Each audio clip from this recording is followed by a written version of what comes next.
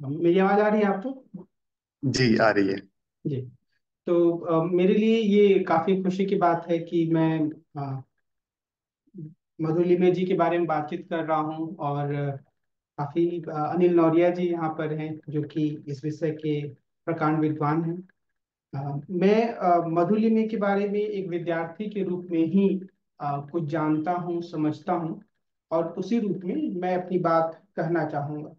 कुछ संदेह जो समाजवादी आंदोलन को लेकर मेरे मन में हैं, खासतौर पे ऐतिहासिक रूप से उसकी भूमिका को लेकर, मैं उसे भी यहाँ पर सामने रखूंगा। और मुझे कई बार सुखद आश्चर्य होता है कि उसमें एक असहमति के स्वर के रूप में अ, मधुलिमे मौजूद रहे।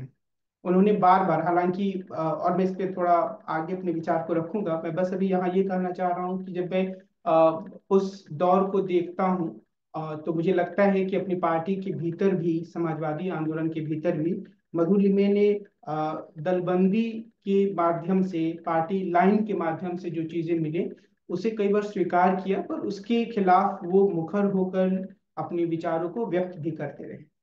लेकिन मैं शुरुआत इस बात से करना चाहूंगा कि मधुली में उन चुनिंदा नेताओं में से एक थे, जो कि जिन्होंने संसद का एक बेहतरीन उपयोग किया। उनके नेता राम मनोहर लोहिया ने संसद का उपयोग किया। और मुझे जो बहुत ही आकर्षक बात उनके बारे में लगी, वो ये कि वो संसद को एक अंतिम स्थान के रूप में नहीं देखते थे, बल्कि वो ये चाहते थे कि संसद जो है वो जन आंदोलन, जो लोगों का आंदोलन है, जो सड़कों पर आंदोलन चलता है, उसके एक पूरक के रूप में है। यानी कि जो ये प्रवृत्ति आई है हमारी संसदीय राजनीति में कि हम यह मान लें कि कुछ भी होगा तो संसद के भीतर ही होगा, उसको उन्होंने प्रश्नांकित किया। लेकिन मुझे ये उम्मीद है कि जो भी लोग इस पूरे कार्यक्रम को देख रहे हैं फेसबुक के माध्यम से, खासतौर पे युवा पीढ़ी के विद्यार्थीगण, वो इस बात से थोड़े बहुत परिचित होंगे कि जो भारत में समाजवादी आंदोलन आरंभ हुआ, वह कांग्रेस के भीतर, कांग्रेस सोशलिस्ट पार्टी के गठन के बाद शुरू हुआ। और उसमें आचार्य नरेंद्र देव, राम मनोहर लोहिया, जयप्रकाश नारायण और कई अन्य लोगों ने महत्वपूर्ण भूमिका निभाई। और ये जो पूरा का पूरा आंदोलन था, उसने यह कोशिश की कि ज्यादा रेडिकल कार्यक्रम, ज्यादा परिवर्तनकारी कार्यक्रम भारतीय राष्ट्रीय कांग्रेस के साथ जुड़े। स्वतंत्रता आंदोलन के दौरान ये लोग काफी हद तक नेहरू के विचारों के खुद को करीब पाते थे। नेहरू एक बड़े नेता के रूप में कांग्रेस में उस समय थे। और वैचारिक रूप से कांग्रेस में उस समय दक्षिण पंथ भी था। दक्षिण पंथ का मतलब थोड़ा बहुत हिंदू रूढ़िवाद और थोड़ा बहुत उद्योगों के खुलेपन और जो निजी संपत्ति है उसका समर्थन करने वाली एक धारा भी थी। तो कांग्रेस में सोशलिस्टों ने इस बात की लगातार कोशिश की कि कांग्रेस की जो दिशा है वो थोड़ी प्रगतिशील हो, उसमें जनता के मुद्दे आए। और हम यह कह सकते हैं कि मधुलिमे जी शुरू से ही तो समाजवादी आंदोलन से नहीं जुड़े थे, यानी कि जब से कांग्रेस में इसकी शुरुआत हुई, क्योंकि उनका जन्म 1922 में हुआ था, तो एक तरीके से विद्यार्थी के रूप में वो धीरे धीरे करके सक्रिय हुए। उन्होंने इस बात को बताया भी है कि जब वो पहली बार एक आंदोलन में सम्मिलित हुए तो उस पर जो हमला किया वो आरएसएस के लोगों ने भी किया। औपनिवेशिक दौर के संघर्ष में उन्होंने बढ़ चढ़ कर हिस्सा लिया। जब वो युवा हो रहे थे सोशलिस्ट पार्टी में, वो धीरे धीरे एक्टिव होते गए। और हम ये देख सकते हैं कि अपने जीवन में काफी युवावस्था में ही उन्हें बड़ी जिम्मेदारियां भी मिली। सोशलिस्ट पार्टी के अध्यक्ष भी बने। और फिर वो 1964 के आसपास संसद में आते हैं और 1979 तक, यानी कि 1980 के चुनाव में उन्होंने भाग नहीं लिया, और उस समय तक वो संसद में रहते हैं। और हम यह देखेंगे, अगर हम उनके विचारों को देखते हैं, तो एक तरीके से वो ये मान कर चलते हैं कि जब तक हम बुनियादी आर्थिक बदलावों पर ध्यान नहीं देते हैं, तब तक हम समाज में एक बदलाव नहीं कर सकते हैं, एक बड़ा बदलाव नहीं कर सकते हैं। और जैसे सारे के सारे जो समाजवादी धारा के नेता थे और जो कम्युनिस्ट थे, उनके बीच में एक बुनियादी दूरी का जो कारण था, जिसपे काफी हद तक मधु लिमे भी मुझे लगता है कि एक दृढ़ व्यक्ति के रूप में नजर आते हैं, कि वो एक सीमा तक जो संस्कृति का सवाल आता है या देश राष्ट्र का सवाल आता है उसको भी वो काफी तरजीह देते थे। बहरहाल अगर हम उनकी राजनीति को देखें तो उसके कुछ बिंदुओं पे मैं जाऊंगा बाद में। लेकिन जो सबसे पहली बात जहां से मैंने शुरुआत की थी कि वो उस पीढ़ी के नेता के रूप में थे, विपक्ष की राजनीति करने वाले नेता के रूप में थे, जिन्होंने संसद को एक ऐसे प्लेटफॉर्म के रूप में इस्तेमाल किया जहां पर आम जनता के मुद्दे जोर शोर से उठाए जा सकते हैं। और वो मुद्दे वो सिर्फ बहुत ही सतही तरीके से नहीं उठाते थे, बल्कि काफी गहन अध्ययन के बाद, काफी गहन विश्लेषण के बाद तथ्यों को जमा करके वो संसद में बातों को रखते थे। यह इसलिए भी ज्यादा महत्वपूर्ण हो जाता है क्योंकि एक तरीके से ये उस दौर की कहानी भी कहता है। खासतौर पे 64 के बाद तो चीजें काफी बदली जब से मधुलिमे संसद में गए। लेकिन फिर शायद थोड़ा सा मुझे लगता है कि वर्तमान दौर से अलग था। विपक्ष के सांसद बोल पाते थे ज्यादा खुले रूप में। बहुत आदर्श दौर नहीं था। उसके उसी बीच में यानी कि 74 75 75 से इमरजेंसी भी लगी। लेकिन कुल मिलाकर थोड़ी गुंजाइश थी और मधुलिमे ने उसका बखूबी इस्तेमाल किया। उन्होंने जनता के मुद्दों को लगातार उठाया। तो एक तरीके से जो संसदीय राजनीति है उसके प्रति वो एक विरक्ति भाव से कभी नहीं भरे, बल्कि उन्होंने उस मंच का लगातार इस्तेमाल किया।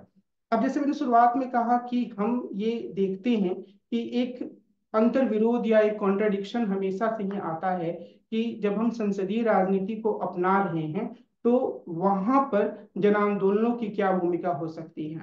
कई बार इस संदर्भ में आज के दौर में कॉन्स्टिट्यूशनल मोरालिटी शब्द का इस्तेमाल किया जाता है। डॉक्टर अंबेडकर का हवाला दिया जाता है जहां पर वो ये बोलते हैं कि अब बार बार धरना प्रदर्शन की तरफ लोगों को नहीं जाना चाहिए। हालांकि वो ये भी मानते हैं कि जो बाकी सारे साधन है वो सही तरीके से काम कर रहे हो तब, यानी कि अगर हम डॉक्टर अंबेडकर के विचारों को भी देखें तो वो जो जन गोलबंदी की राजनीति है उसको बिल्कुल खारिज नहीं करते। और सीधे तौर पर उसका उससे एक रास्ता निकलता है कि अगर मौजूदा संस्थाएं लोगों की को बुनियादी अधिकार देने में सफल नहीं है तो निश्चित रूप से उसमें जनता की गोलबंदी होनी चाहिए, प्रतिरोध की राजनीति का भी स्थान है। और मधुलिमे भी इस बात पर लगातार जोर देते हैं कि जो जन गोलबंदी की राजनीति यानी कि जो संसद में जो चीजें चल रही हैं, चुनावी राजनीति जो चल रही है, उससे इतर उससे अलग एक जो राजनीति है उसका अपना महत्व है और उस राजनीति को भी जारी रखने की जरूरत है। और उनके जो राजनीतिक गुरु कह सकते हैं या नेता कह सकते हैं, राम मनोहर लोहिया, वो भी लगातार इस बात पर जोर देते रहते थे। जो दूसरी एक महत्वपूर्ण बात मधुलिमे ने कही वो ये कि अंतर्राष्ट्रीय स्तर पर गुटनिरपेक्षता की नीति को उन्होंने तरफदारी की। लेकिन वो ये मानते थे कि गुटनिरपेक्षता सच में गुटनिरपेक्षता होनी चाहिए। वो कहीं से भी किसी एक गुट की तरफ झुकाव के रूप में सामने नहीं आना चाहिए। यानी कि उसमें ये प्रवृत्ति नहीं आनी चाहिए कि अगर दो ध्रुवीय विश्व है तो एक की तरफ हमारा संबंध बन रहा है और एक वो थोड़ा नाराज ना हो जाए उसी कारण से हम दूसरे से संबंध नहीं बना रहे हैं। तो द्विपक्षीय संबंध अपनी जगह हो, लेकिन अंतरराष्ट्रीय फलक पर जो राजनीति चल रही है उसमें देश की जो आवाज है वो बिल्कुल ही एक साहसिक देश के रूप में निष्पक्ष रूप से व्यक्त हो और वो किसी गुट के साथ बंधकर ना रहे। इस पर भी मधुलिमे ने लगातार जोर दिया। एक बात यह जरूर है कि उन्होंने एक मुद्दे पर ऐसा एक स्टैंड लिया जिसको कई लोग जस्टिफाई कर सकते हैं, सही मान सकते हैं। कई लोगों को लग सकता है कि इसमें राष्ट्रवाद का पुट थोड़ा ज्यादा है। वो ये मानते थे कि जो परमाणु बम हैं वो पूरी तरीके से दुनिया में खत्म होने चाहिए। लेकिन और वो तभी हिंदुस्तान को भी उस तरीके के लक्ष्य को छोड़ना चाहिए। ऐसा नहीं होना चाहिए कि हम अपनी तरफ से शांति का उद्घोष करते रहें और बाकी सारे देश जो हैं वो परमाणु बम बनाते रहें और उसके आधार पर जो राष्ट्र है या हमारा जो देश है वो कमजोर स्थिति में पहुंच जाए। अब मैं एक ऐसे मुद्दे पर थोड़ा जोर देना चाहूंगा जिसको लेकर मेरे मन में भी कई बार संशय रहता है, और वो है गैर कांग्रेसवाद की राजनीति गैर कांग्रेसवाद की राजनीति, भारत के जो समाजवादी दल हैं या समाजवादी नेतागण हैं, उन्होंने उस पर काफी जोर दिया। राम मनोहर लोहिया ने इसे बढ़ावा दिया। और गैर कांग्रेसवाद की काफी प्रगतिशील तरीके से व्याख्या की जा सकती है, और वही सही भी है कि ये एक तरीके से जो सत्ता के केंद्रीकरण की प्रवृत्ति है, एक दल या एक व्यक्ति के हाथों में सिमट जाने की जो स्थिति है, उसका विरोध करने का एक साधन था। और इसका अर्थ बिल्कुल यह नहीं था कि बाकी सारे जो दल हैं वो इन सब प्रवृत्तियों से मुक्त हैं, और सिर्फ कांग्रेस पार्टी अगर हट जाती है, या उस समय जो नेता थे, मिसाल के तौर पर जवाहरलाल नेहरू या कुछ समय के बाद इंदिरा गांधी, वो हट जाती है, तो सारी दुख दर्द या सारी व्यथा या सारी परेशानियां खत्म हो जाएंगी, और उसके बाद जो स्थिति आएगी वो आदर्श स्थिति आएगी। तो जब हम गैर कांग्रेसवाद की इस रूप में व्याख्या करते हैं, तो यह बिल्कुल ही सही व्याख्या के रूप में सामने आती है। लेकिन उसके साथ हम यह देखते हैं, और यह आरोप बार बार लगाया जाता है कि भारत की, खासतौर पर स्वतंत्र भारत की जो राजनीति है, उसमें आरएसएस का जो प्रभाव बढ़ा। आरएसएस जनसंघ की राजनीति, जनसंघ जो कि बाद में भारतीय जनता पार्टी बना, और जो भारतीय राजनीति के विद्यार्थी हैं, और यहाँ मैं विद्यार्थियों को भी संबोधित कर रहा हूँ, उन्हीं की तरफ मैं ये बात बोल रहा हूँ। उन्हें, मुझे उम्मीद है कि यह पता होगा कि जनसंघ एक पार्टी थी जिसका गठन श्यामा प्रसाद मुखर्जी ने किया था, और बाद में जब 1977 में जनता पार्टी बनी तो जनसंघ भी उसमें शामिल हो गया। और फिर जब जनता पार्टी का विघटन हुआ तो 1980 में भारतीय जनता पार्टी बनी। तो वैचारिक सूत्र के आधार पर जनसंघ जो है वो भारतीय जनता पार्टी से जुड़ा हुआ दल था, और दोनों ही अब आरएसएस से जुड़े हुए संगठन के रूप में थे। दूसरे शब्द हम कह सकते हैं कि वो आरएसएस के राजनीतिक मोर्चा थे। तो मैं कहना ये चाह रहा हूं कि जब यह प्रस्ताव आया तो उसमें कुछ लोगों ने काफी विरोध किया था इस प्रस्ताव का।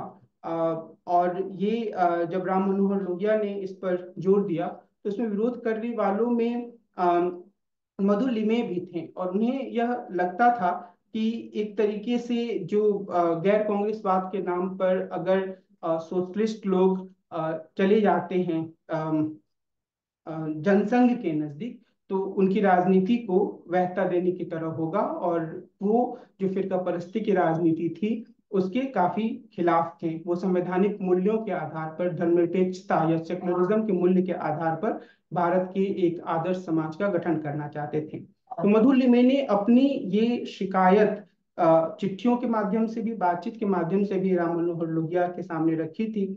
और यह माना जाता है कि राम मनोहर लोहिया ने उनकी बातों को पूरी तरीके से खारिज तो नहीं किया, पर उन्होंने यह एक तरीके से एक नेता के रूप में यह बात कही कि एक बार इसे भी करके देखते हैं, और यानी कि जो तुम बातें कह रहे हो उसमें भी दम है, पर इसे भी हम करके देखते हैं। लेकिन आगे के इतिहास ने यह साबित किया कि ये जो संदेह था मधु लिमे का और मधु लिमे जैसे दूसरे नेताओं का, वो काफी हद तक सही साबित हुआ।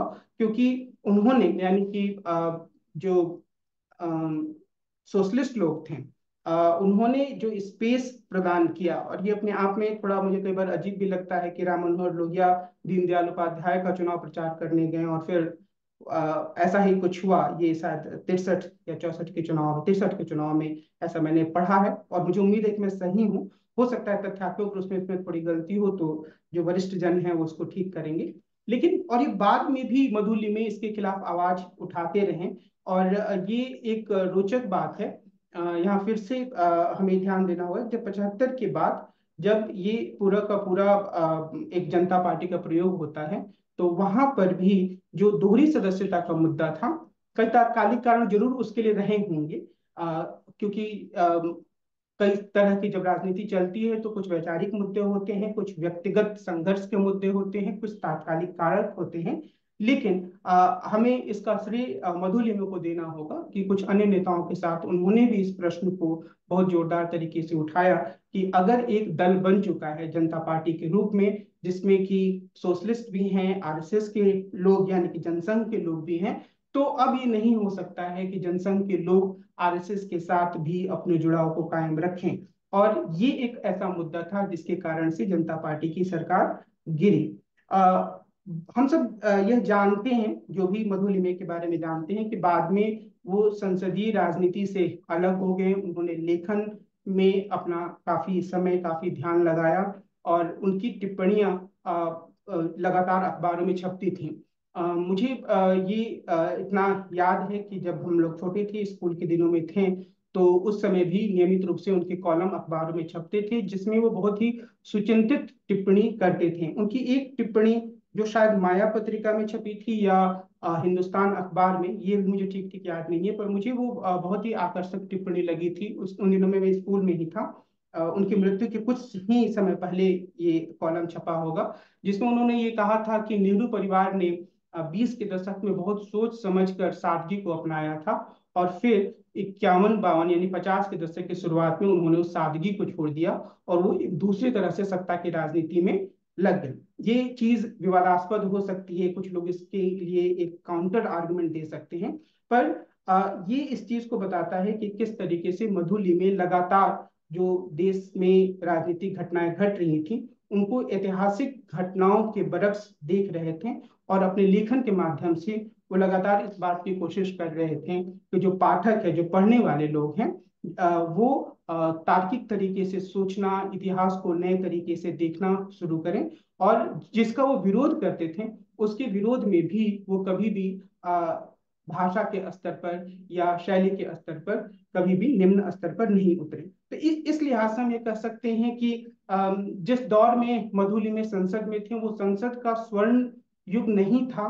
नेहरू के बाद के दौर में वो संसद में ज्यादा सक्रिय रहे, लेकिन उन्होंने संसदीय राजनीति में कितने शानदार तरीके से जनता के मुद्दों को उठाया जा सकता है, उस चीज को दिखाया, जो मुझे लगता है कि आज के जो नेतागण हैं, जो सांसद हैं, जिनमें से अधिकांश बहुत कम मुद्दों पर पढ़ाई करते हैं, बहुत कम मुद्दों पर गंभीरता पूर्वक बातों को रखते हैं, उनके लिए वो एक सबक के रूप में है। और वो एक ऐसा सबक है जो मुझे लगता है कि शायद कुछ ऐसे चरित्रों को बनाकर सांसदों को उनके बारे में बताया जाना चाहिए कि आप इस तरीके से संसद में सक्रिय होकर अपने कार्य को कर सकते हैं। तो यही कुछ ऐसे बिंदु थे जिन पर मैं जोर देना चाह रहा था। मैं ये जरूर कहूंगा कि मेरी बहुत सीमित जानकारी है, खासकर पे मधु लिमे के अपने लेखन के बारे में, लेकिन मैं ये एक विद्यार्थी के रूप में ही उनको देखता हूँ, और उस संदर्भ में मेरे मन में अभी जो कुछ समझ था उसको मैंने आप लोग के सामने रखने की कोशिश की। अ, मुझे सुनने के लिए आप सब लोगों को धन्यवाद। नमस्कार। बहुत बहुत धन्यवाद कमल नयन जी। आपने बहुत ही संक्षिप्त में और लेकिन लगभग मधुलिमी जी के हर आयाम को आपने हम लोगों के सामने रखा। खासकर मधु जी की जो पार्लियामेंट्री लाइफ थी, जिसको मैं एक अध्येता के रूप में देखता हूँ कि किस तरह से उन्होंने न्याय के सवाल को, स्वतंत्रता के सवाल को, अभी कुछ दिन पहले आचार्य नंद किशोर जी से बात हो रही थी, तो शायद वो एक बार ऐसी घटना हुई कि जो ट्रेड मिल यूनियन है, अगर 50% से कम लोग अगर डिसेंट करते हैं तो वो बंद नहीं माना जाएगा। लेकिन मधुली में उसके विरोध में जाके, तो उनके लिए जो स्वतंत्रता का जो मतलब है, वो इंडिविजुअल तक है। और कहीं से भी और इस तरीके से उन्होंने कई बार अ, विपक्ष के साथ रहते हुए भी उन्होंने सत्ता के लोगों का भी मार्गदर्शन किया है। आज जब संसदीय लोकतंत्र को जब हम लोग देखते हैं, तो हमको मधु जी जैसे फिगर न के बराबर दिखाई देते हैं। उनका जो स्टेट्समैनशिप है, उनका जो आर्ट ऑफ आर्गुमेंटेशन है, या किसी कानून को बनाने की पीछे किस तरह का दर्शन होना चाहिए, तो बहुत अच्छा लगा। अब हम लोग ज्ञान प्रकाश जी से निवेदन करेंगे। ज्ञान प्रकाश जी जेएनयू से हैं, और मधुबनी में जी के साथ साथ जितने भी समाजवादी विरासत के हमारे पुरोधा है, उनका उन्होंने गहन अध्ययन किया है। तो ज्ञान प्रकाश जी, आपसे निवेदन है कि मधु जी के जी का जो इंटेलेक्चुअल जर्नी है, उसके ऊपर आप अपनी वक्तव्य रखें। बहुत शुक्रिया रणधीर जी। अ, वैसे तो जब कोई भी ऐसे बैठक में रघु सर जैसे प्रबुद्ध लोग हों, नंदकिशोर सर हों, अनिल सर हों, तो बेशक मैं चाहूंगा हमेशा कि मैं एक श्रोता के हैसियत से बस सुनता रहूं और खुद को और ज्यादा संबित कर पाऊं। लेकिन क्योंकि आज सबसे पहले शुक्रिया Gandhian school of democracy and socialism forum का भी, जिन्होंने इतने मौजूद अ, विषय के ऊपर मधु जी के जन्म दिवस के माध्यम से याद करने का और उसके ऊपर बातचीत करने का एक रास्ता बनाया है। अ, अ, इसके पहले कमल सर ने लगभग उनके मधु जी के जीवन से जुड़े हुए बहुत सारे डिमेंशंस के बारे में गहराई में बातें की। मैंने जो थोड़ी बहुत तैयारी की उसके आधार पर कुछ बातें रखूंगा। मधु जी के संसदीय जीवन के अनुभव, उनकी सादगी, उनके कॉलीग के साथ जो उनके रिश्ते थे, और उसके बाद जो उन्होंने एक बड़े पाए के नेताओं के साथ राजनीति की, और उसके बाद के दिनों में उन्होंने नौजवानों के भीतर भी चेतना भरी, उनको सिंचा भी आगे की भविष्य की राजनीति के लिए। तो उसके आसपास मैं चाहता हूं कि अपनी बात रखूं। अ, दरअसल एक ऐसे दौर में हम सभी यहाँ पर मधु जी को याद कर रहे हैं जब पूरे देश में भयानक गैर बराबरी है, और मधु जी अपने संसदीय जीवन में हमेशा इस भयानक गैर बराबरी के खिलाफ, चाहे जब नेहरू जी इस देश के प्रधानमंत्री थे या उसके बाद के दिनों में जब वो संसद में गए, बहुत कड़ी आलोचना करते। इस गैर बराबरी के खिलाफ लगातार वह संघर्ष कर रहे, और पूरा समाजवादी आंदोलन ही दरअसल उस पूरे समतामूलक समाज के निर्माण की एक तलाश करते रहता है। और एक ऐसे दौर में हम मधु जी को याद कर रहे हैं जब आए दिन संस्थाओं के जरिए, खासकर संसद के अंदर, हमने अभी देखा पिछले संसद में मैसिव सस्पेंशन हुए चुने हुए सांसदों के। ऐसे दौर में मधु जी सहज ही याद आते हैं, और ऐसा लगता है कि शायद वही संसद में होते तो इस मौजूदा हुकूमत की ठीक ठाक खबर लेते। ऐसे दौर में जब हमारे बीच एक ऐसा बिलियनियर है इस देश का, पूंजीपति है, जो 1 मिनट में लगभग 50 लाख रुपए पिछले साल कमाया, और एक तरफ हिंदुस्तान का एक औसत नौजवान है जो 1 मिनट में 30-35 पैसे बनाता है। इस भारी खाई के बीच हमें, इस भारी गैर बराबरी के बीच जो हिंदुस्तान का झूलता हुआ लोकतंत्र है, उसके बीच मधुलिमे जी सहज ही याद आते हैं। वह होते तो बहुत उनका डीप पेनिट्रेशन होता इन सभी सवालों के ऊपर, उनका बड़ा टेक होता। एक ऐसे दौर में जब एक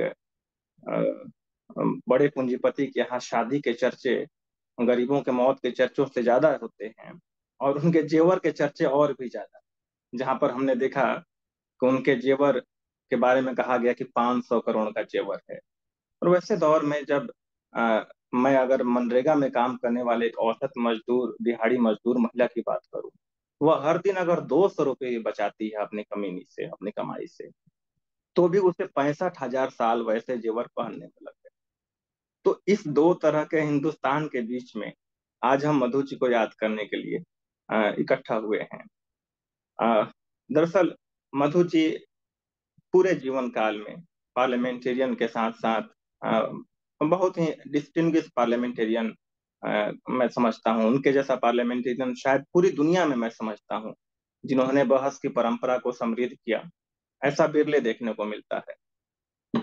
यही नहीं, अ, उनके जैसा देशभक्त भी शायद हमें फक्र है कि इस परंपरा से निकले हुए लोग, समाजवादी विरासत के लोग, इस देश में आजादी के आंदोलन में शरीक हुए, और पूरी आजादी, गोवा की आजादी के बारे में तो बहुत लोगों का ख्याल भी नहीं था। गोवा मुक्ति संग्राम तो एक तरह से पूरी तरह से समाजवादियों का आंदोलन था वो। डॉक्टर लोहिया वहां 1946 में भयानक यातना दिया गया डॉक्टर लोहिया को लाहौर के जेल में। 3 महीने तक उन्हें किसी से बातचीत नहीं करने दी गई, उन्हें ब्रश नहीं करने दिया गया।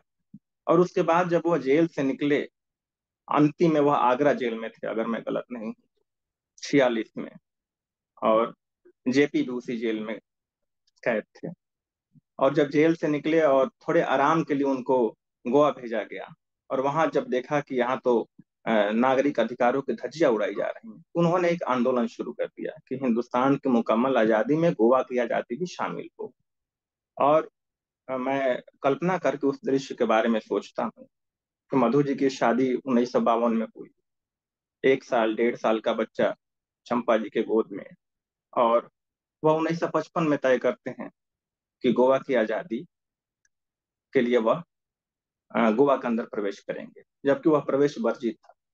उनको पता था कि वहां प्रवेश करते ही उन्हें वहां की पुलिस पकड़ लेगी और उनको भयानक यातनाओं से गुजरना पड़ेगा। लेकिन 1952 के बाद जब एक बड़ा तबका राजनेताओं का आसानी से किसी तरह से संसद पहुंचने की जद्दोजहद में लग गया, किसी तरह से फजूल खर्ची में पैसे बनाने में लग गया, तब मधु जी की चिंता इस बात की थी कि हिंदुस्तान की मुकम्मल आजादी हो, और इसलिए वह गोवा में दाखिल हुए। एक नन्हा बच्चा जो जिसको पूरी तरह से गले से भी नहीं लगा पाए होंगे, अब उसको छोड़कर चंपा जी के गोद में वो गोवा में दाखिल हो गए, और 5 साल उनको बिना ट्रायल जेल में रखा गया। उसके बाद 19 महीने की 12 साल की सजा हुई। उनको पता था ये सब होना था, उसके बावजूद भी उनके हिम्मत, उनके देशभक्ति, उनके साहस का जो नजीर उन्होंने पेश किया, वह सचमुच हम सबके लिए प्रेरणा का स्रोत है। 19 महीने वो जेल में रहे, बाद में सरकार ने इंटरवीन किया और गोवा को हम 1961 के दिसंबर में पूरी तरह से हिंदुस्तान का अभिन्न हिस्सा बन पाए। तो जो गोवा का पूरा मुक्ति संग्राम है, उसमें मधु जी एक तरह से गांधी को आत्मसात करते हैं, बापू को एक तरह से मधु जी आत्मसात कर रहे होते हैं। और वह लिखते हैं, जब गोवा में 19 महीने जब वो जेल में बंद है, एक किताब लिखते हैं, गोवा जेल डायरी एंड मधुलिमी, यही शायद नाम है अगर मैं सही हूं तो। तो उसमें जो नाम नाम उसमें लिख रहे होते हैं, तो पूरी तरह से गांधी का जो सिविल नाफरमानी है, गांधी की अहिंसा की जो ताकत है, उन सबको वह महसूस कर रहे होते हैं। क्योंकि एक वैसे मुल्क में जहां बड़ी आबादी के पास प्रतिरोध करने के लिए अहिंसा का अलावा कोई जरिया नहीं हो सकता।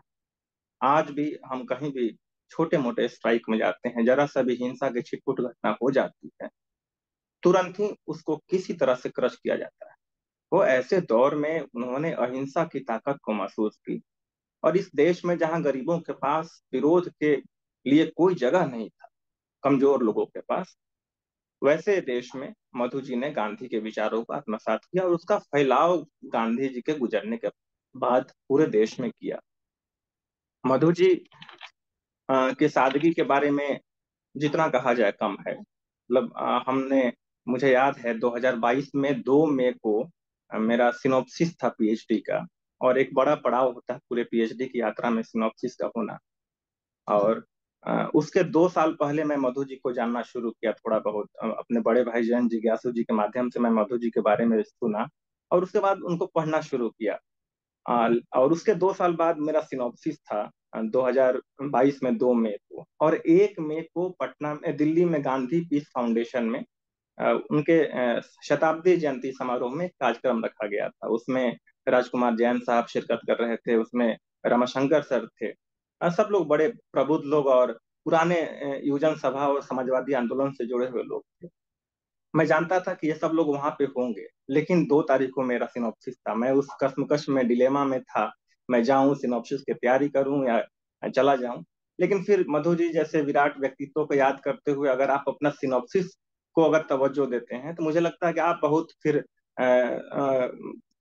कम दायरे में रहकर आप अपनी दुनिया को देख रहे होते हैं। तो मैंने तय किया कि मैं उस कार्यक्रम में जाऊंगा। सिनॉप्सिस हो सकता है थोड़ा खराब हो जाए तो दोबारा हो सकता है, उसकी जिम्मेदारी मैं ले लूंगा। तो मैं उस कार्यक्रम में गया, और सुनकर जो मैं बता नहीं सकता हूँ मेरे निजी अनुभव कैसे थे। मुझे लगा कि जिस शख्सियत के बारे में सिर्फ मैंने किताबों में पढ़ा है, वहां पे वो लोग जुटे थे, उनके हमने उनसे वो सुना सब कुछ जिन्होंने मधु जी के साथ एक लंबा जीवन जिया है। राजकुमार जैन साहब तो उनके साथ लंबे वक्त तक रहे, और वो सारे किस्से एक वहां पे आए थे, कोई मैं नाम भूल रहा हूँ उनका, काफी सीनियर थे, बुजुर्ग इंसान थे। उन्होंने बताया कि वह युवजन सभा से जुड़े हुए थे, और शरद जी 1973 के एंड में 74 में सांसद बनकर जनता के कैंडिडेट के तौर पर वह दिल्ली गए थे। मधु जी उनको खुद रिसीव करने युवजन सभा के लोगों के साथ गए थे। यह बड़ी बात है। आजकल इतना प्रोटोकॉल का नियम कानून है कि वह बड़ा है, वह छोटा है, वहां जाएंगे तो मेरी हैसियत छोटी हो जाएगी।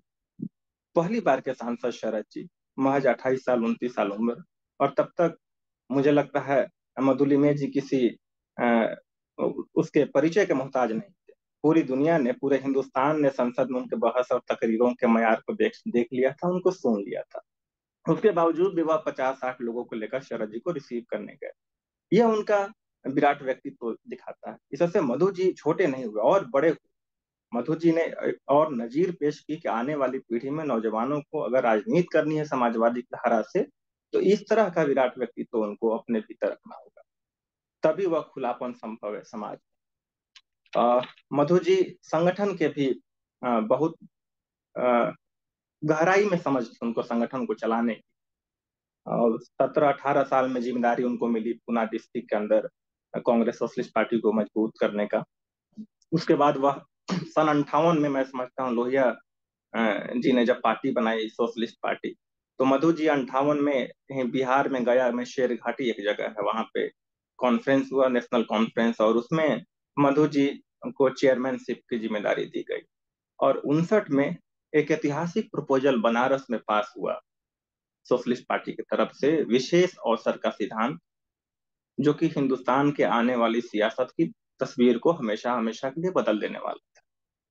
उसके बाद डॉक्टर लोहिया ने बाद में नारा दिया कि सन सौंपा ने है बांधी गांठ, पिछड़ा पावे 100 में 60। यह हिंदुस्तान की सियासत में भूचाल लाने वाले प्रस्ताव थे जो सोशलिस्ट पार्टी ने स्वीकार किया था।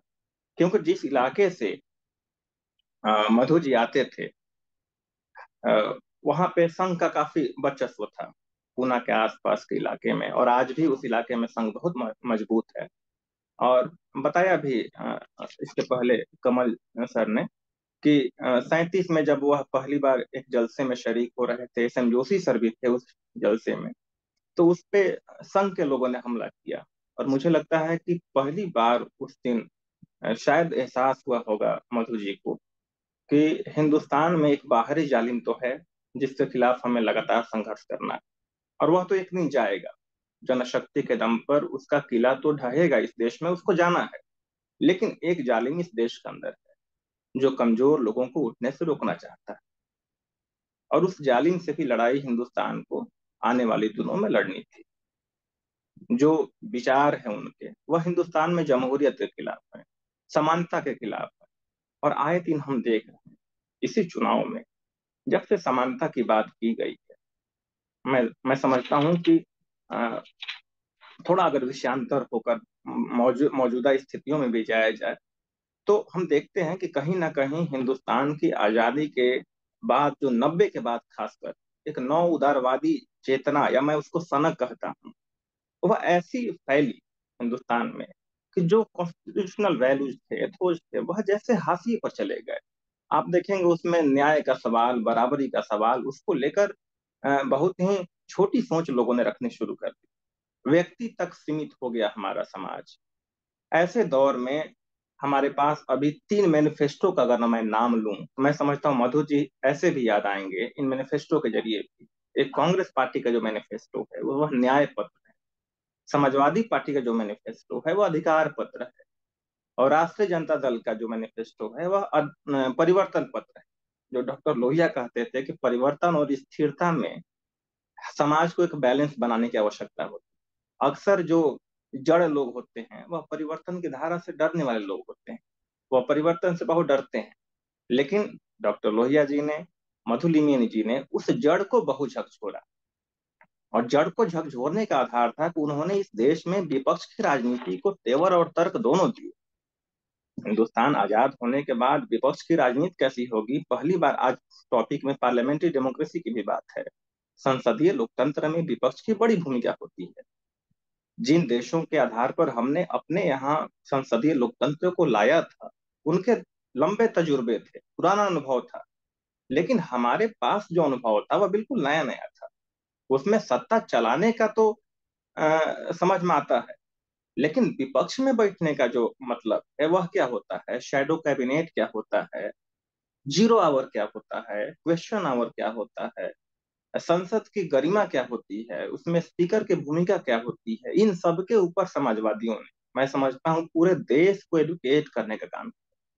और उसमें मधुलिमी सबसे बड़े नायक तौर पर उभर कर निकले। मैं समझता हूँ पार्लियामेंट्री सिस्टम में और पार्लियामेंट्री डेमोक्रेसी में अगर हिंदुस्तान के जनमानस को एडुकेट कोई किया है, तो मैं समझता हूँ मधुलिमी उसमें सबसे बड़े नायक और योद्धा के तौर पे हम सभी के सामने है। और जो मैं बात कर रहा था अभी पहले कि जो विशेष अवसर का जो सिद्धांत 1959 में स्वीकार किया गया, उसका एक आधार यह था, मधुलिमी जी ने जो बताया, कि समाजवादियों ने हमेशा माना कि वर्ण व्यवस्था हिंदुस्तान की सबसे बड़ी सच्चाई है। वर्ण व्यवस्था जो है, जो जाति की व्यवस्था है, वो सबसे बड़ी सच्चाई है। और वह एक भाषण में जो 1964 में वह करते हैं पार्लियामेंट के अंदर, उसमें उन्होंने समानता के ऊपर जो एक बात भाषण किया है, जो कमेमोरेटिव वॉल्यूम जो आया है 2008 में, उसमें वो भाषण है। उसमें मधु जी लिखते भी हैं, उस भाषण में बोला है जो बाद में छपा हो, कि अगर आरक्षण या अफर्मेटिव एक्शन विशेष अवसर का मुझसे कोई आधार पूछे कि क्या होना चाहिए, तो एक लाइन में मैं सामाजिक पृष्ठभूमि को समझता। एक लाइन उन्होंने कहा। आज दो चार परिवार को आरक्षण से फायदा हो जाता है तो तुरंत ही लोग हमला शुरू कर देते हैं कि अब तो आरक्षण खत्म कर दो, क्योंकि फला आदमी अमुक परिवार बहुत आगे बढ़ गया है। सामाजिक पृष्ठभूमि केवल कुछ परिवारों के आगे बढ़ने से वह नहीं बढ़ती। इसलिए सामाजिक पृष्ठभूमि को उन्होंने कहा कि आरक्षण का सबसे बड़ा जो हथियार हो, आधार होगा, वह सामाजिक पृष्ठभूमि होगी। और इसको आधार बना के उन्होंने बाद में संसोपाने है बांधी गांठ, पिछड़ा पावे 100 में 60, और फिर आरक्षण का एक जो, और इस आंदोलन का असर इतना है, मैं बिहार के गांवों में लंबे समय से मेरी दिलचस्पी रहती है, गांव के बीच घूमकर पुराने लोगों से मैं बातचीत करूं, खासकर डॉक्टर लोहिया के, उनके बिहार में इतनी बार आए और बिहार उनके उनका कर्मभूमि रहा। तो बिहार के लोगों की क्या राय है लोहिया जी के बारे में, मधु जी के बारे में, क्योंकि मधु जी खुद दो दो बार मुंगेर से जीते, दो बार बांका से जीते। तो लोगों की क्या राय है, क्या उनको जानते हैं? तो सबने माना कि जो यह नारा था 100 में 60, पिछड़ा पावे 100 में 60 का, उसने आंदोलित किया बड़े स्तर पर नौजवानों कि जो पिछड़ा समाज सदियों से दबा हुआ था, उसके भीतर एक चेतना पैदा हुई, जो मधु जी ने किया, डॉक्टर लोहिया ने किया, जयप्रकाश जी ने, उस समय तो नहीं लेकिन बाद में उनका भी था कि उसमें आंदोलन में पिछड़ों को अधिकार मिले। उस समय तक तो वह जो है दूर थे राजनीति, सक्रिय राजनीति से। तो उसके बाद जब विशेष अवसर की बात हुई, तो और उसका उन्होंने एग्जाम्पल दिया क्यों सामाजिक पृष्ठभूमि बहुत जरूरी है। मधु जी ने उस भाषण में कहा पार्लियामेंट के अंदर, किराए मुसहर का उन्होंने जिक्र किया उस भाषण में। किराए मुसहर भागलपुर पूर्णिया जो है संयुक्त सीट हुआ करती थी 1952 के चुनाव में, 2 सीट वाला पार्लियामेंट्री कॉन्स्टिट्यूंसी था ये। तो एक सीट पर यहाँ से जबी कृपलानी साहब जीते थे, और दूसरे सीट से जो आरक्षित था वहां से किराए मुसहर जीते थे। किराए मुसहर 57 का चुनाव हार गए, उनकी मृत्यु भी हो गई, मुझे तारीख नहीं पता है। लेकिन जब 64 में पार्लियामेंट का सेशन हो रहा था, उसके पहले कुछ दिन उनकी मृत्यु हो गई। तो मधु जी बोलते हैं कि ना ही उनके मृत्यु के बारे में उस जिला के कलेक्टर ने कोई इन्फॉर्मेशन दी पार्लियामेंट को, ना ही स्पीकर ने खुद ही तहकीकात की कोई, और ना ही मेरे कहने पर भी कोई शोक के लिए कोई इनके शोक प्रस्ताव नहीं लाया गया है। यही कोई बड़े दर्जे का नेता, बड़ी अगड़ी जाति से आने वाला नेता या ताकतवर जातियों से आने वाला नेता अगर कोई गुजरता है, तो उसके बारे में शोक सभा बड़े धूमधाम से होती है। लेकिन किराए मुसहर के बारे में, जो संविधान के सबसे ऊंचे सदन में पहुंचे, जिनका संघर्ष किसी से कम नहीं था, मुसहर समाज आज भी बिहार में 40% है, सॉरी 40 लाख है, 40 लाख उसकी आबादी है, और सबसे बीच महादलित कम्युनिटी में आते हैं। तो उनके बीच से अगर कोई निकल के पहुंच रहा है संसद, तो उसकी बड़ी उसकी काबिलियत का भी कोई सानी नहीं है। उसके बावजूद भी मधु जी ने कहा कि उनको जो है प्रॉपर स्पेस उनको याद करने के लिए नहीं दिया गया। तो यह हिंदुस्तान की सच्चाई है।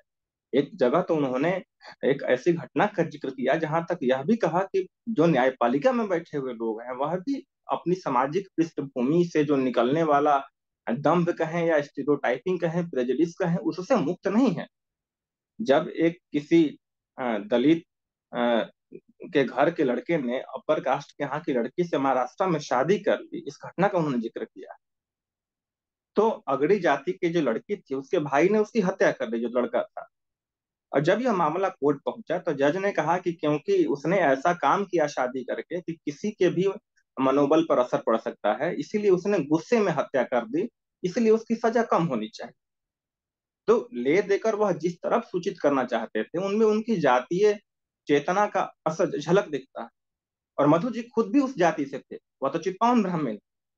तो इस समाज को मैं समझता हूँ मधु जी ने जितना समझा, जितना दिया, वह अद्भुत, अद्वितीय है। वह तमाम तरह के प्रिविलेज को पाने के बावजूद भी उन्होंने स्वीकारा कि मैं प्रिविलेज हूँ। और आज सबसे बड़ा संकट है, मधु जी को याद करने वाले लोग मैं समझता हूँ उन तक पहुंचाने की आवश्यकता है कि प्रिविलेज को स्वीकार करना इस समाज का सबसे बड़ी चुनौती। कोई भी प्रिविलेज इंसान अपने प्रिविलेज को स्वीकार नहीं करता है। मैं जेएनयू में हूँ, मुझे खुशी है। मैं वहां पे एक कार्यक्रम था, वहां पे एक कार्यक्रम के माध्यम से एक नौजवान खड़ा हुआ, उसने कहा कि मैं क्योंकि फलां जाति से आता हूँ, अमुक जाति से आता हूँ, जो कि ताकतवर है सामाजिक तौर पे, आर्थिक तौर पे, इसलिए मैं मानता हूँ कि मैं प्रिविलेज। मैं सलाम करता हूँ ऐसे नौजवानों को। हम सबको अपना प्रिविलेज स्वीकार करना चाहिए, क्योंकि हिंदुस्तान को आगे बढ़ाने का रास्ता वही है। और मधु जी उसके मैं समझता हूँ सबसे बड़े अग्रणी भूमिका में अगर कोई थे उस दौर में तो मधु जी। और संसदीय गरिमा की बात की हो रही है, तो 1976 में जब पार्लियामेंट का सेशन जो है इंदिरा जी ने 1 साल के लिए बढ़ा दिया, तो शरद जी और मधु जी दो ही सांसद थे इस देश में जिन्होंने इस्तीफा लिखा और अपनी पत्नी को भी कहा कि क्योंकि मैंने इस्तीफा दे दिया है तो मेरा उस सरकारी आवास में रहने का कोई नैतिक अधिकार नहीं रह जाता है। और बीबीसी के एक रिपोर्ट में यह घटना का जिक्र है। चंपा जी आई दिल्ली और अपना सामान उसी क्षण निकालकर बाहर सड़क पर वेट कर रही थी कहीं जाने का। उसी बीच में एक पत्रकार साथी आए जो मधुलिमी जी के बहुत करीबी थे, उन्होंने चंपा जी को अपने घर ले गए और फिर उसके बाद अपना बॉम्बे वो चली गई। तो ये उनकी पार्लियामेंट्री डेमोक्रेसी में यकीन था, उनके मोरालिटी थे, उनके मोरालिटी के जो स्टैंडर्ड्स था वो आज जो है सियासत में शायद ही कोई लोग है जो उस तरह से फॉलो करता है। एक बार उन्होंने करप्शन के तो हजारों दर्जनों केसेज वह पार्लियामेंट में उठाए। एक बार उन्होंने चावल के आयात के को लेकर एक करप्शन जो हुआ उसको उठाया सवाल उन्होंने, और फिर उसको लेकर सरकार को झुकना पड़ा। उसमें इनके यहाँ अचानक से 1,000 रुपए का मनी ऑर्डर आया मधु जी के यहाँ। तो वेद प्रताप वैदिक जी जो हम सबके बीच उन्होंने एक आर्टिकल, रेहान फजल के आर्टिकल में उनका जिक्र है, तो वेद प्रताप वैदिक जी उस समय थे वहां पे। उन्होंने वो मनी ऑर्डर रिसीव किया, उन्होंने मधु जी को बताया कि 1,000 रुपए का मनी ऑर्डर आया है। पता चला मधु जी को कि इन्होंने इसलिए दिया है क्योंकि उनके सवाल उठाने के वजह से फला आदमी को जो मनी ऑर्डर भेजा है उसको फायदा हुआ, आर्थिक फायदा हुआ। मधु जी ने बहुत विनम्रता पूर्वक उसको वापस करवा दिया। आज सवाल उठाने के पैसे हैं संसद में, चुप रहने की अलग कीमत है और बोलने की अलग कीमत है। ऐसे दौर में जब इंसान सिर्फ इस देश को बनाने के लिए, राष्ट्र निर्माण के लिए कोई सवाल उठाता है, गरीबों के अंदर चेतना पैदा हो, उनके अंदर जो है जो दिमाग बंद है सदियों से वह उठे, वह खुले। और मैं समझता हूँ आखिरी व्यक्ति तक संविधान का जो आत्मा है वह पहुंचे, जो ताकत है, अधिकार है संविधान से जो निकलता है वो आखिरी व्यक्ति तक पहुंचे, उसके लिए मधु जी लगातार आवाज उठा रहे थे। इसलिए बहुत विनम्रता पूर्वक उन्होंने उस पैसे को वापस कर दिया। तो मैं समझता हूँ कि आज के दौर में मधु जी को याद करने का मतलब उस पूरे पार्लियामेंट्री डेमोक्रेसी के स्पिरिट को जिंदा रखना जैसा है, जो कि हम पूरी तरह से भूल गए हैं। सदन में बहस की परंपरा पूरी तरह से खत्म हो गई है। बिल जो है हो करके बिल पास हो रहे हैं, कोई बहस नहीं। 15 से 16 मिनट औसतन एक बिल को पास करने में टाइम लगता है। अगर वह बिल बहुत बड़े महत्व का नहीं है, बड़े महत्व का मतलब वैसे तो सारे बिल होते हैं, लेकिन कई बार पेपर में उसके ऊपर चर्चा नहीं होती तो हमें खबर भी नहीं लगती है कौन सा बिल पास हुआ। तो बिल पास करने को लेकर कोई मतलब नहीं। प्रेस को लेकर जो कंट्रोल है, मैं एक दो लाइन बोल के खत्म करूंगा। मधु जी ने एक बार प्रेस के कंट्रोल को लेकर बात कही कि यह जो रोग है वह पहले भी था, मधु जी के वक्त भी था, आज भी है। उन्होंने कहा कि इसके दो कारण है, एक तो पूंजी का नियंत्रण और दूसरा सरकारी नियंत्रण। जो हम सब देख रहे हैं आज भी जो प्रेस का कंट्रोल है वह दो चीजों की वजह से ज्यादा खराब। पूंजी का नियंत्रण स्पष्ट दिखाई दे रहा है, दो चार पूंजीपतियों के सैकड़ों चैनल हैं, और एक सरकारी नियंत्रण जो है उसका भी असर दिखता है। पंजाब में उस समय कहीं, पंजाब की कांग्रेस सरकार थी उस समय शायद कांग्रेस सरकार थी पंजाब में उस समय। सरकार ने क्या किया कि एक पत्र अखबार ने, वहां के अखबार ने सरकार के खिलाफ लिखा तो सरकार ने उसकी बिजली की जो सप्लाई थी उसको बंद कर दी, ताकि वह उसके खिलाफ नहीं, उसको एक तरह से पनिश किया सरकार ने। तब मधु जी ने कहा कि आपके पास इतना ज्यादा जो है डिस्क्रिशनरी पावर कहाँ से आ गया, कहाँ से आता है कि आप आपके खिलाफ कोई लिखे तो आप उससे बिजली का सप्लाई काट दें। लेकिन उसके बावजूद भी बाद में पता चला कि उस अखबार वाले ने ट्रैक्टर के बैटरी से चलाकर अपने अखबार का प्रिंटिंग जारी रखा। तो इस तरह के संकट से ईमानदार पत्रकारिता को गुजरना पड़ रहा है, और बाकी जो जिन लोगों की रीढ़ बिक चुकी है उनके लिए तो हजारों रास्ते खुले हुए हैं। तो यह समस्या कोई आज की नहीं है। हम लोग गोदी मीडिया आज सुनते हैं, मधु जी ने तब भी गोदी मीडिया के बारे में ठीक ठाक चर्चा की है। जो अपने से लोग जो है झुक जाते हैं, और जो लोग लड़ते भिड़ने वाले लोग हैं उनके ऊपर हमले होते हैं। तो मैं समझता हूँ कि जितनी बातें थी मेरे पास सब कुछ तो नहीं कह पाया, लेकिन क्योंकि समय का अभाव है, और इसलिए मुझे लगता है कि जितना वक्त मिला उसमें जितना मैंने सोचा था उसमें कुछ कुछ ऐड कर पाया। इसके आधार पे बहुत शुक्रिया आपका, मौका बहुत देने के लिए, सुनने के लिए, बहुत धैर्य बनाए रखने के लिए। बहुत बहुत धन्यवाद ज्ञान प्रकाश जी। बहुत ही साधारण तरीके से और जिन संवैधानिक मूल्यों को लेके, जिन समाजवादी मूल्यों को लेके मधु जी ने पूरी जिंदगी जी, और ये एक खास तरह का पैटर्न जिसको आप गांधीयन टर्म में वॉलेंटियर पॉवर्टी कहें, ओढ़ी हुई गढ़ी हुई, ये लगभग लोहिया से लेके सुचेता कृपलानी बैंक अकाउंट तक नहीं लोग रखते थे। और उसी तरह मधु जी, उसी तरह अ, अ, उसी तरह हमारे जितने भी पुराने समाजवादी हो, पटनायक जी, तो ये एक और इसी से शायद मुझे लगता है वो करेज पैदा होता है। उसी से वो नैतिकता भी आती है, जिससे वो बिल्कुल अहिंसक तरीके से। और आज मैं विजय देव नारायण साई जी की किताब पढ़ रहा था, लोकतंत्र की लोकतंत्र की कसौटियां। उसकी भूमिका मधु मिली जी ने लिखा है, और उसमें वो इंटेलेक्चुअल कॉलेज की भी बात कर रहे हैं। वो कह रहे हैं कि बौद्धिक होने का मतलब होता है डिसेंट होना, और जो एक सोशल रोल ऑफ एक पब्लिक रिस्पॉन्सिबिलिटी है इंटेलेक्चुअल्स का। तो वो कहीं ना कहीं इन आने वाली समस्याओं को वो पहले देख चुके थे, और उसी तरीके से उन्होंने बिल्कुल संवैधानिक तरीके से समाजवादी विरासत को कैसे बढ़ाई जाए, उसमें मधु जी की श्रेणी, गिने हुए जो जिनको हम उंगली पे गिन सके, उन नेताओं में उनका नाम शुमार होता है। अब हम कुछ हमारे साथी, बहुत ही वरिष्ठ साथी जुड़े हुए हैं। अनिल नौरिया जी, आलोक टंडन जी हैं। तो हम उनसे निवेदन करेंगे कि अपनी एक छोटी टिप्पणी हमारे दर्शकों और श्रोता से साझा करें। शुरुआत करना चाहेंगे अनिल नौरिया जी से।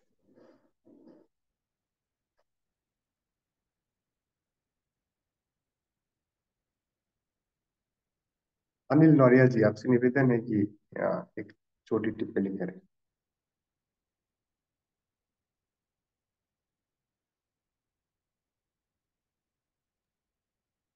शुक्रिया रणदीप। मेरा आज बोलने का प्लान तो नहीं था, लेकिन ये बहुत अच्छा प्रेजेंटेशन ज्ञान ने दिया, और कई पहलू उन्होंने एम्फसाइज किए जो कि एम्फसाइज करने की ज़रूरत है। मधुलिमय का बड़ा यूनिक पार्लियामेंट्री करियर भी रहा, और उस पे भी उन्होंने रोशनी डाली। बहुत अच्छा बोले, और मैं उसका मुबारकबाद उनको देता हूँ। और उनका जो गोवा का जो संघर्ष था उसके बारे में भी याद रखना जरूरी है। डॉक्टर लोहिया और माधुर्यमय और बाकी समाजवादी लीडर्स जिन्होंने गोवा में इतना इम्पोर्टेंट रोल प्ले किया। एक चीज का, दो तीन चीजें मैं बस उसका जिक्र करके, अम, इशारा करके मैं आपको पे सोचने के लिए छोड़ दूंगा। एक तो ये कि अब आजकल के संदर्भ में अगर देखा जाए, और कुछ समाजवादी पोजीशंस जो 1960s में ली गई थी, उनको फिर से देखने की जरूरत है। क्योंकि कुछ, जब आप हीट ऑफ बैटल में होते हैं, तो आप कई ऐसी बातें बोल देते हैं जो एक लीगेसी छोड़ जाती है, जो कि बाद में एक आपके लिए एक बर्डन बन जाता है, जिसको आप इमोशनल रीजंस के लिए या किसी वजह से रिव्यू नहीं कर पाते हैं। तो उनमें से एक, मैं समझता हूँ ये जो एंटी नेहरूइज्म जो समाजवादियों में फैला, वो उसको रिव्यू करने की जरूरत है, इसलिए क्योंकि जवाहरलाल जी जो संघर्ष कांग्रेस को लेकर अंदरूनी संघर्ष भी कर रहे थे, उसका उसकी समझ भी हम समाजवादियों में होनी चाहिए। और ये मधु जी को मैं क्रेडिट देता हूँ कि उनके जो किताबें जो उन्होंने एक्टिव पॉलिटिक्स में से जब वो अलग हो गए, तो जो किताबें उन्होंने लिखी, उसमें कई चीजें ऐसी हैं जो कि पढ़ने लायक हैं। और मिसाल के तौर पर वो जो उनकी सीरीज है, गांधी और नेहरू हिस्टोरिक पार्टनरशिप, उसको पढ़ने की जरूरत है। उसमें वो जवाहरलाल जी को क्रेडिट देते हैं इस बात का कि हिंदू लॉ रिफॉर्म कैसा उन्होंने उन्हीं के एफर्ट से, डॉक्टर अंबेडकर के जाने के बाद जवाहरलाल जी के एफर्ट से हिंदू लॉ रिफॉर्म हो पाया काफी हद तक। तो वो चीजें भी हमें रिकग्नाइज करने की जरूरत है। लैंड रिफॉर्म्स एक और चीज है जिसको हमें देखने की जरूरत है कि इतने जमींदारी एबॉलिशन तो 1948 में यूपी में हो गया, फिर उसके बाद टेनेंसी लेजिस्लेशन, और एक राउंड 50s में हुआ, 60s में सीलिंग लेजिस्लेशन आए, 70s में रिपीट हुए। तो ये कांग्रेस का जो रिजीम्स थी, उनका एक सोशल कंट्रीब्यूशन था। और ये जो इंटरमीडिएट कास्ट या बैकवर्ड कास्ट जिनको हम बोलते हैं, उनको भी उस लैंड रिफॉर्म से काफी फायदा हुआ, और उसी की वजह से वो इस पोजीशन में पहुंचे कि फिर वो रिजर्वेशंस, जॉब की, गवर्नमेंट पब्लिक एम्प्लॉयमेंट में भी रिजर्वेशन की बात करने लायक बने। तो ये सब चीजें पे हमें फिर से गौर करना चाहिए। और दूसरा ये कि मधु जी जब ये डॉक्टर लोहिया की पॉलिसी 60s की चली, एंटी कांग्रेसिज्म या नॉन कांग्रेसिज्म, जो भी आप उसको डेजिग्नेट करना चाहें, तो मधु, ये तो रिकॉर्डेड है कि मधु जी को, मधु जी के रिजर्वेशन थे इस पॉलिसी। हालांकि डॉक्टर लोहिया ने उनको कहा कि give it a try, and then Madhu ji allowed himself to be persuaded, और फिर वो 1967 की अलायंस बनी, जिसका उसके हिस्ट्री इज वेल नोन। लेकिन जब 5 साल बाद डॉक्टर लोहिया की का इंतकाल तो तभी हो गया इलेक्शंस के उसी साल 67 में। लेकिन जब 5 साल बाद दोनों सोशलिस्ट फैक्शंस या दोनों सोशलिस्ट पार्टीज का मर्जर हुआ, और उनकी उनका एक ड्राफ्ट सोशलिस्ट प्लेटफॉर्म बना, उसमें ये क्लियरली कहा गया कि जनसंघ एक ऐसी पार्टी है जिससे के साथ हम कोई, we do not envisage any cooperation with the Jana Sangh. तो मतलब 1972 तक ये एक सोच बन चुकी कि जो हमारा 67 की लाइन थी वो कुछ, उससे हमें आगे बढ़ना है और कुछ तब्दीली उसमें करनी है। तो ये बात ड्राफ्ट प्लेटफॉर्म 1972 में आ गई थी। लेकिन 1974 में, 73-74 में जब नवनिर्माण एजिटेशन गुजरात में शुरू हुआ, तो मुझे याद है कि Madhu ji was also an enthusiastic supporter of the Navnirman agitation.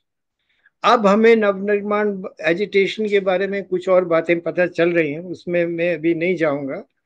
लेकिन उसको भी, उस पॉलिसी को भी रिव्यू करने की जरूरत है। और आरएसएस का थ्रेट, मधु जी को क्रेडिट ये जाता है कि हालांकि ये सब पॉलिसीज में वो सोशलिस्ट पॉलिसीज के, सोशलिस्ट पार्टी की पॉलिसीज के साथ ही चले, लेकिन आरएसएस का थ्रेट सबसे पहले उन्होंने समाजवादी आंदोलन में उन्होंने ही डिमार्केट सबसे पहले मोरारजी देसाई की गवर्नमेंट के रहते ही कर दिया था। और डुअल मेंबरशिप का सवाल उन्होंने बड़े स्ट्रांगली उठाया, जिससे फिर वो जनता पार्टी में बाद में स्प्लिट भी हुआ उसी और वो मोरारजी भाई की गवर्नमेंट का क्राइसिस भी जुलाई 79 की आई, और उसके बाद फिर चरण सिंह की गवर्नमेंट बनी without the RSS but with Congress support. तो ये सब चीजें, हालांकि he never face parliament even for a single day, और वो प्रेसिडेंट संजय रेड्डी ने फिर अगस्त 79 में डिसॉल्व कर दी। पर मधुलिमय में ये quality थी that he was not static. He reviewed a situation as it seemed to him, and when it seemed to him that there was something wrong with the RSS and that we must uh, contain the RSS and not allow its tentacles to spread in the government, in the Janata government that was being run, then he took a stand about it.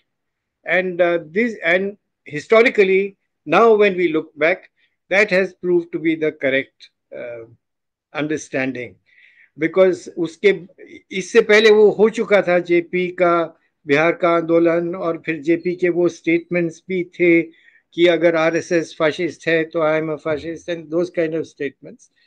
लेकिन अगर हम अब historically देखें तो मधुलिमय ने जो conclusion RSS के बारे में बना लिया 79 तक, ये सब तजुर्बे होने के बाद नवनिर्माण का और बिहार मूवमेंट का और उससे पहले 67 का इलेक्शन, जनरल इलेक्शंस का, तो ये सब तजुर्बे से गुजरने के बाद मधुलिमय जो 1979, 78, 79 जिस निष्कर्ष पे मधु जी पहुंचे, that was historically correct.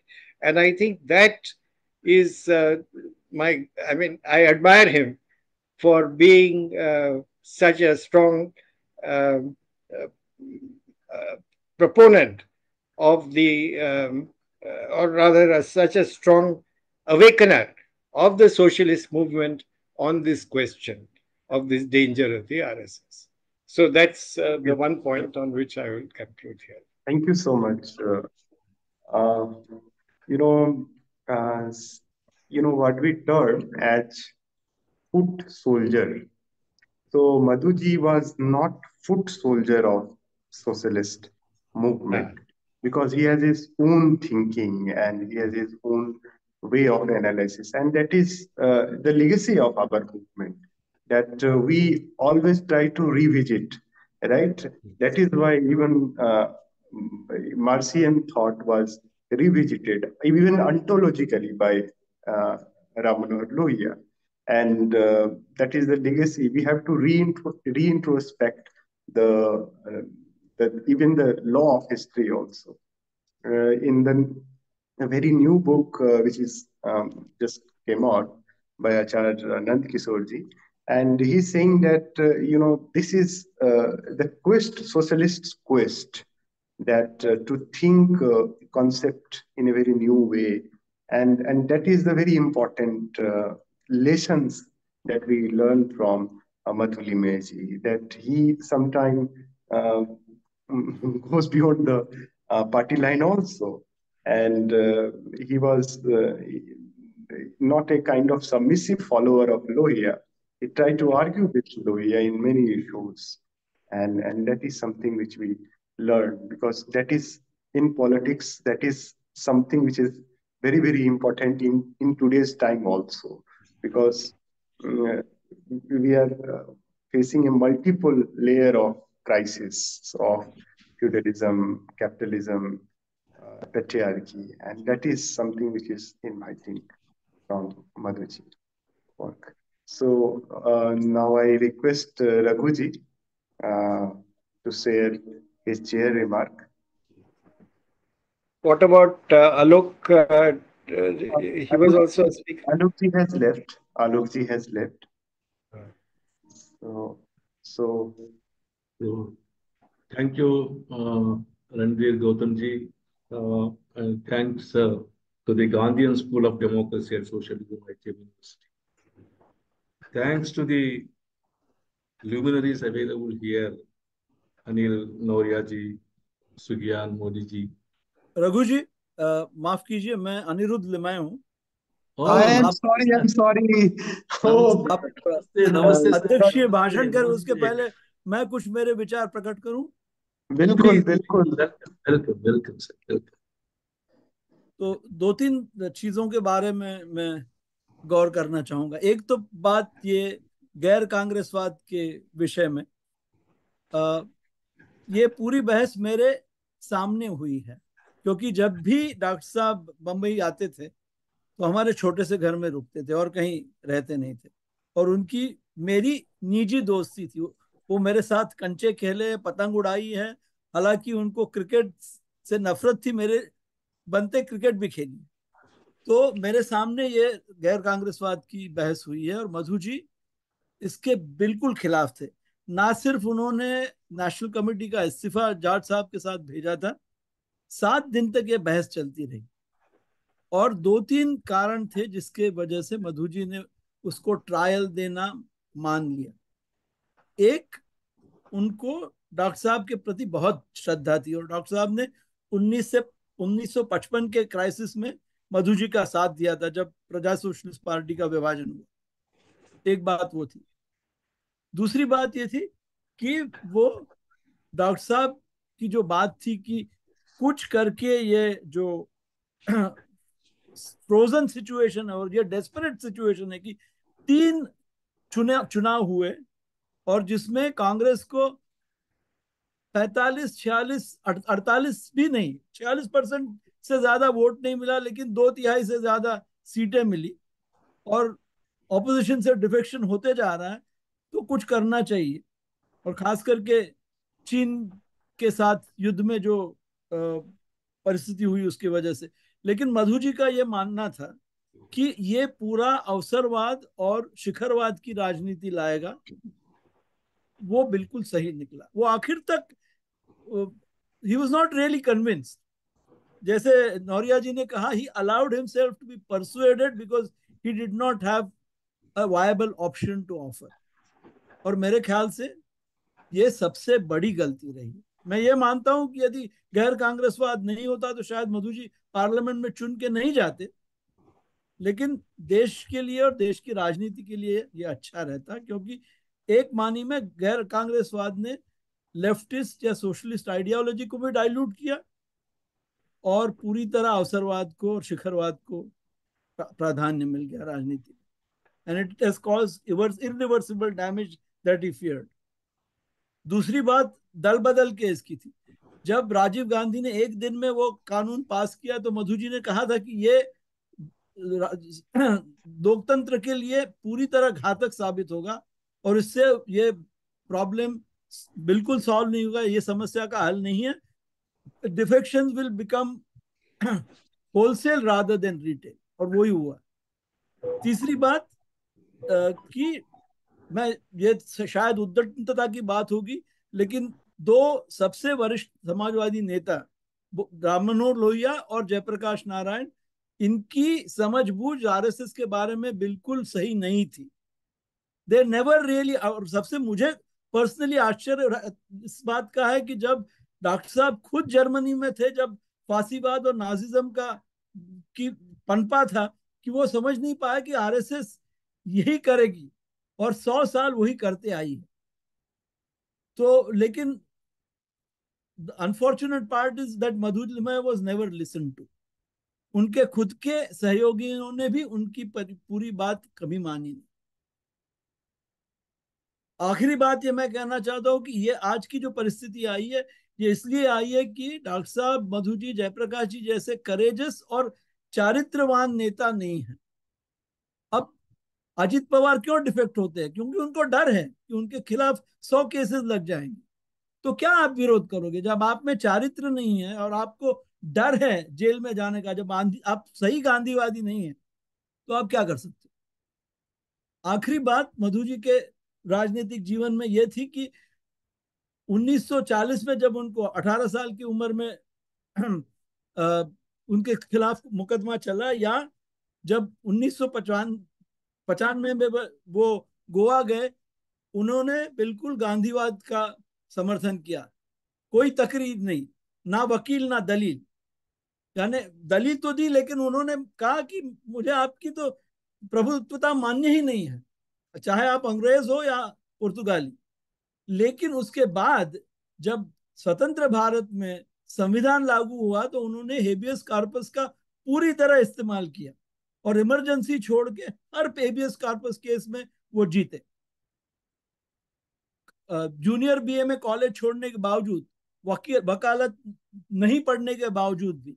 तो इस तरह की जब सिर्फ ये मैं कहूंगा, it's not just a matter of talent, when you have dedication and hard work, only then you can succeed. और कितने नेताओं में और कितने कार्यकर्ताओं में आज ये बचा है कि सिर्फ लड़ाई झगड़ा न करे, तैयारी करके आए।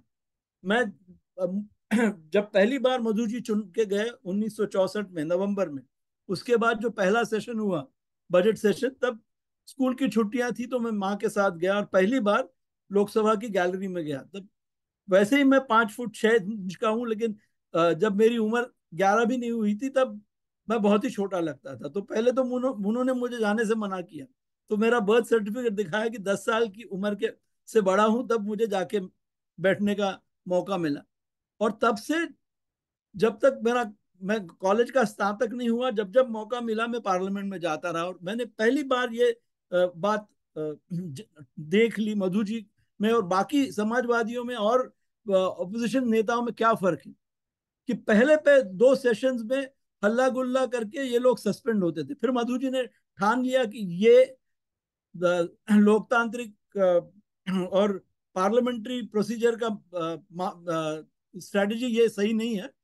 और फिर he became a master of procedure and understood every nuance of parliamentary practice, every tool available, और फिर सरकार को कटघरे में सही खड़ा कर दिया।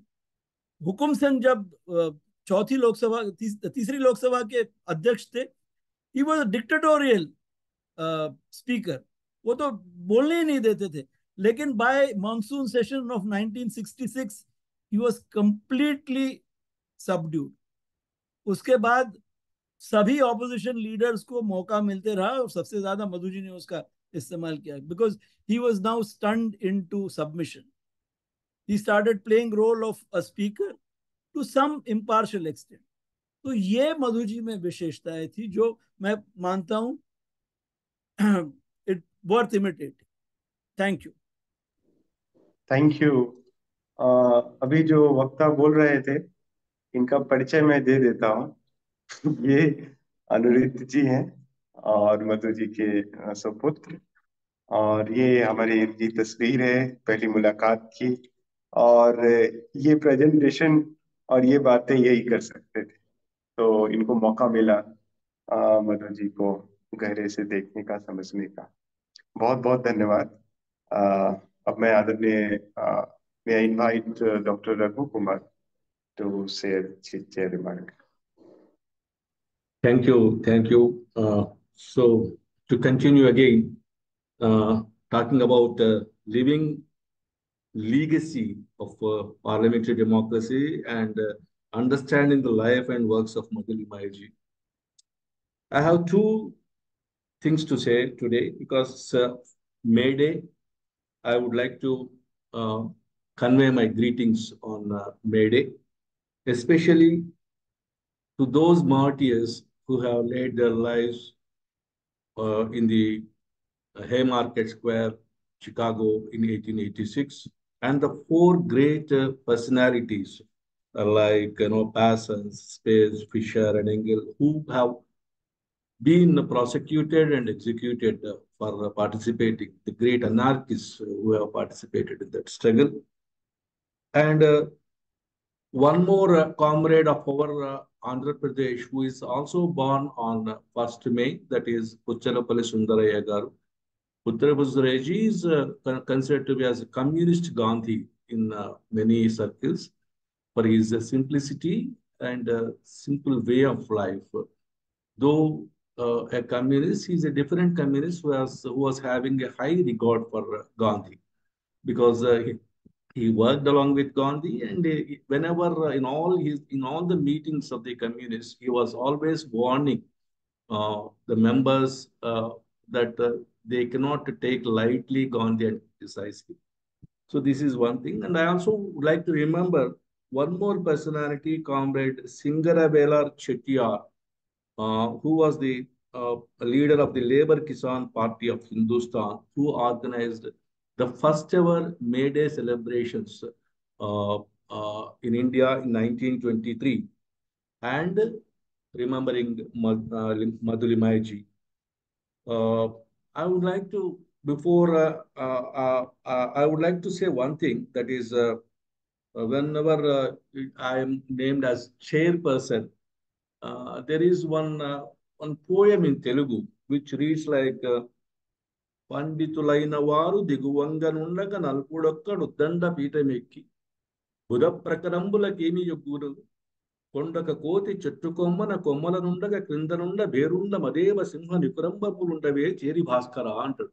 That means when great personalities like Anil Nauriya ji, Sugyan Modi ji, and Anirudh Limaya ji are directly available in this session, for me to hold the position of a chairperson for this session is really, something like when great people are the lions and elephants are walking on the floors. A monkey has climbed onto the tree to show its higher position. So I am a very small man before all of you. You And are menacing us by overpraise. Absolutely. You deserve to be a chair. Thank you, kind of you. And then I know today's speakers, Dr. Kamal Nayan Chobe and also Gyan Prakash, PhD scholar, made a wonderful presentation of Limaye's understanding of politics and also understanding of socialism, democracy, parliamentary democracy especially. I'm really enlightened through your wonderful presentations. What is Limaye for me is his impeccable, adherence to anti-communal politics.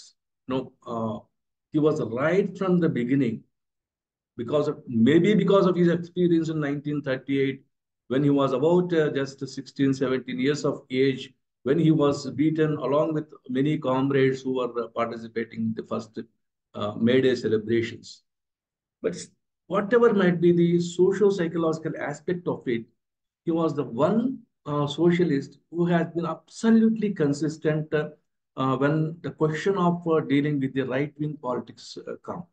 So, as Anil Nauriya ji has rightly said, it is the time for us to review the idea of anti-Congressism and also the stand on Nehru. Because I would like to say one small anecdote. Maybe around 15, 20 years back, when there was no this smartphones available to me, I was reading a book on political economy of Latin American countries, and there was one word called as Peronism.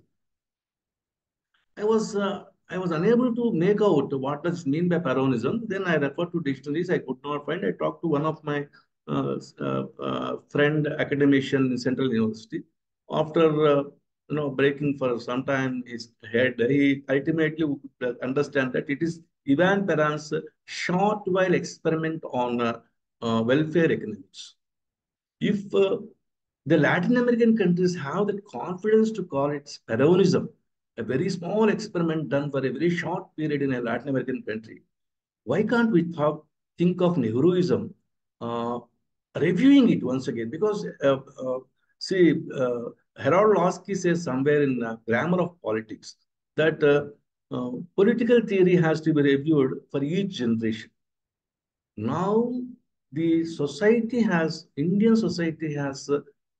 definitely and almost irrevocably, if we again stand in this, in the present conditions of fractured socialist groups. No, Indian society has entered into a definite phase of totalitarianism, and totalitarianism is one thing which has to be taken very seriously by all the right-thinking people who fight for democracy, who think of human rights, who think of labor rights, who think of women rights, who think of child rights. Everybody has to be very serious about, because as Anna Arendt has said in The Origins of Totalitarianism, the ideal subject of totalitarian rule is not the convinced Nazi or the convinced communist, but the people for whom the distinction between fact and fiction, that is, the reality of experience, and the distinction between true and false, that is, the standards of thought, no longer exist. Today, the Indian society is such a condition that the WhatsApp, the social media, and everywhere people are flooded with information about a great injury done to something called as Hinduism and the need for revenge.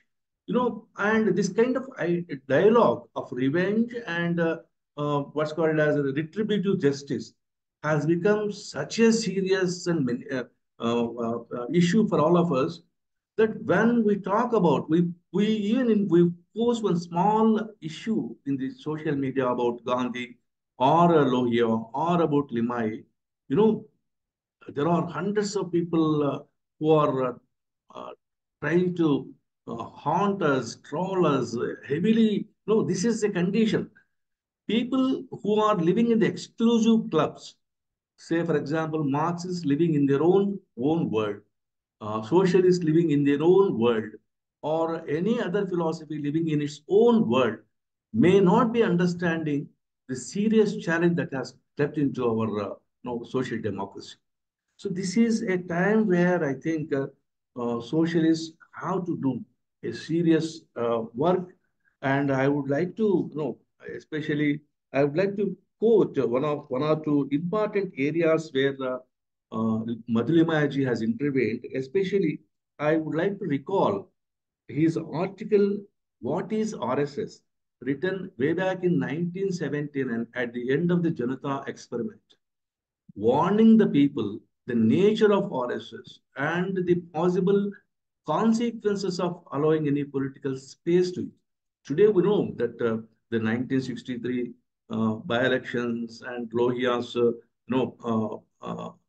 urgent need, political need to get into the parliament, especially the dangers of the what is called as Nehruvian model of socialism, and the politics of personality. All these things were relevant in 1963.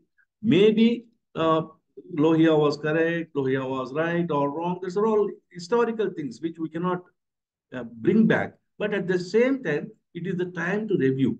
We cannot afford to. Anil Naurias is absolutely correct in my understanding that we have to review our own ideas, and we cannot leave the things to the past alone.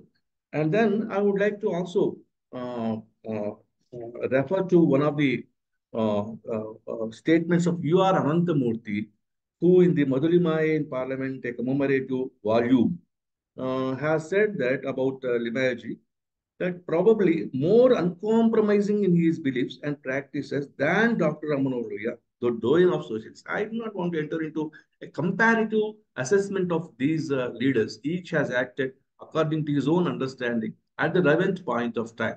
But now it is a time for all the socialists and the people who are on the left of the center to realign and stop this juggernaut of right-wing politics, without which we will be failing in our social responsibility at the most important point of juncture of the Indian history. So this Indian history of the last 150 years for me is more important, because there lies all the seeds of the present controversies.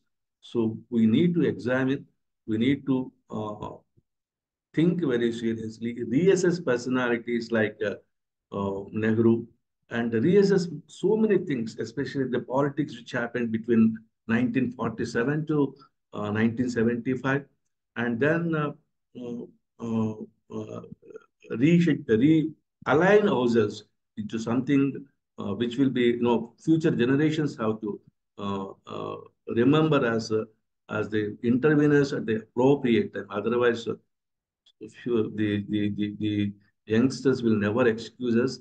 It's a time for remembering Madulimayaji and also doing some serious work on reassessing the politics and moving forward. With these few words, I once again thank you all for giving a wonderful opportunity. Thank you. Thank you. Thank you. Thank you so much. Thank you so much, Raghuji. Uh, and on behalf of GSTS, we are very grateful for your kind presentation, kind chair, and I'm very thankful to